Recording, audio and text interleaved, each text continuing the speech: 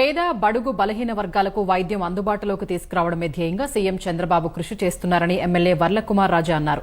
కృష్ణా జిల్లా పామరులో 6 కోట్ల నాబార్డు నిధులతో 30 పడకల ఆసుపత్రికి ఎమ్మెల్యే శంకుస్థాపన చేశారు. కూటమి ప్రభుత్వం వచ్చిన 10 నెలల్లో చేస్తున్న అభివృద్ది కార్యక్రమాలకు ఇది నిదర్శనమన్నారు. శంకుస్థాపన కార్యక్రమంలో కూటమి నాయకులు, వైద్యులు, సిబ్బంది పాల్గొన్నారు. చిరకాల వాంఛ పామర నియోజకవర్గ ప్రజలది.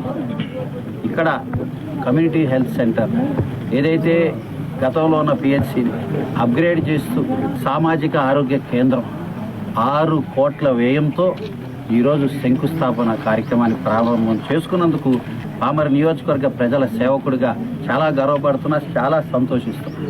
ఎందుకంటే ఈ 9 నెలల్లో ముఖ్యమంత్రి నారా చంద్రబాబు నాయుడు గారి నేతృత్వంలో ఏ కార్యక్రమం చేసినా, ఏ పని చేసినా జవాబుదారీతనంతో, బాధ్యతతో, ఒక నమ్మకంతో, ఒక భరోసాతో, ప్రజాహితం కోసం, ప్రజల ఆరోగ్యం కన్నా, బిడ్డల చదువు కన్నా ఏది ముఖ్యం కాదు అనే నినాదంతో ఈరోజు 9 నెలల్లోనే 6 కోట్ల వ్యయంతో ఈరోజు శంకుస్థాపన చేసుకున్నాం.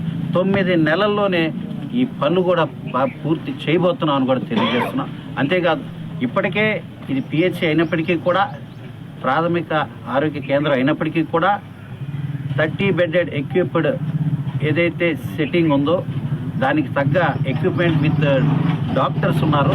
ఆ టీమ్ ఆఫ్ డాక్టర్స్ పనిచేస్తున్నారని కూడా తెలియజేస్తున్నారు.